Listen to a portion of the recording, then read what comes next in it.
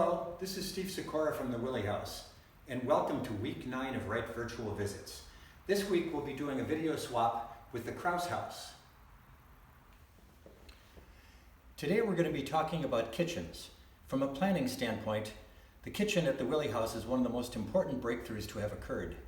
In 1933, after a year of trying to get the first scheme built, Nancy Willey wrote to Frank Lloyd Wright, "I want an $8,000 to $10,000 house for $8,000 to $10,000. Can I have it?"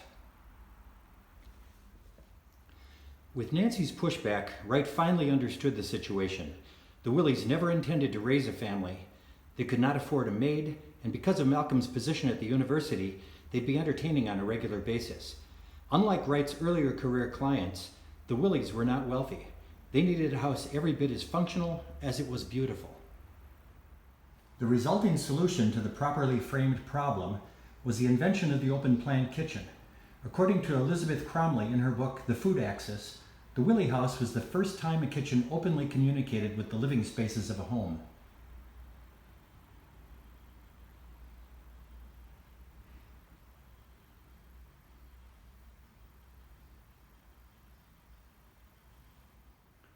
It doesn't seem odd to us now, but in 1934, no one had ever seen an exposed kitchen before. Nancy's mother was deeply distressed that her daughter was building an expensive house with a view into the messiest room of them all. Shocking as it seemed, the open kitchen was an expression of an entirely new way of living for the aspiring middle class.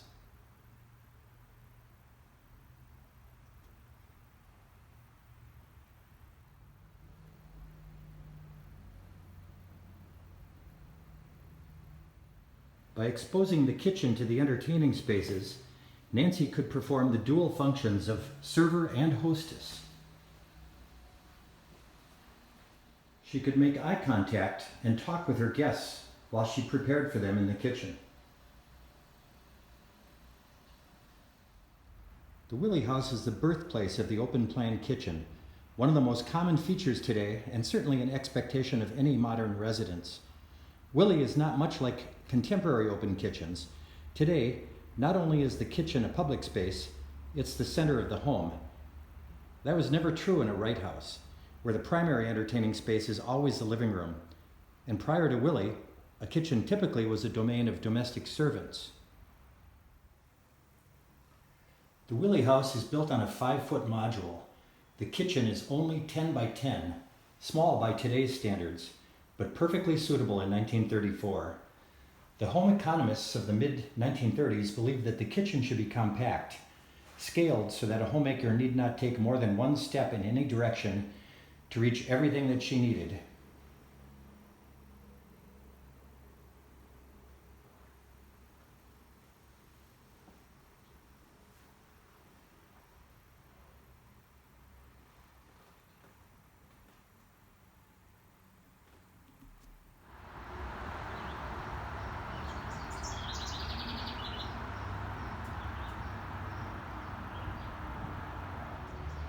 Because this is such a revolutionary idea, Wright renamed the kitchen the workspace, a term without the baggage of servitude connected to it. The kitchen features a corner window that explodes the space of the room. But there's something more. Wright spent the summers of his youth working on his uncle's farm. He would have been well aware of a particular feature of any Wisconsin farm, which was the summer kitchen. Typically, this was a shed, a screen house, or a shelter where cooking took place during the summer months. A wood stove in a farmhouse served as a heating source, as well as a cooking source. But cooking 3 meals a day in the heat of summer was just an unbearable proposition. So the cooking moved outdoors.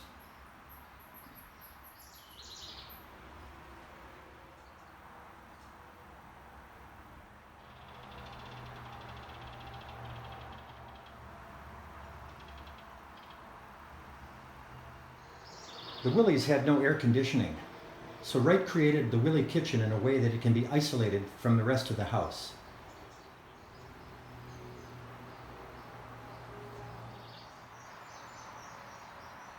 Then, by opening kitchen windows as needed, beneath a protected overhang, he ventilates the space.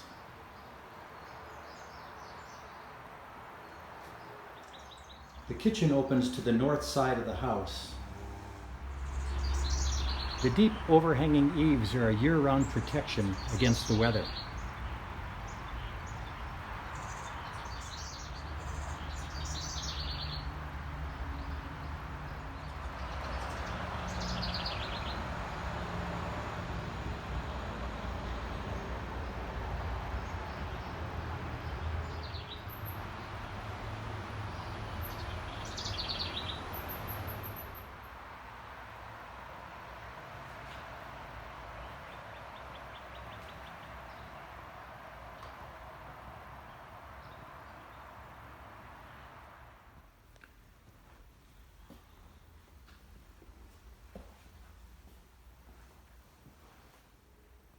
I hope you enjoyed today's interpretive journey.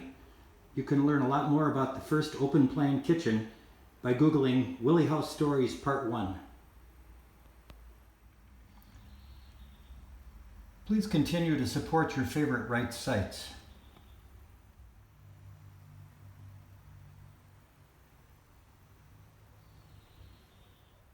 And until we can tour again in person, please stay safe.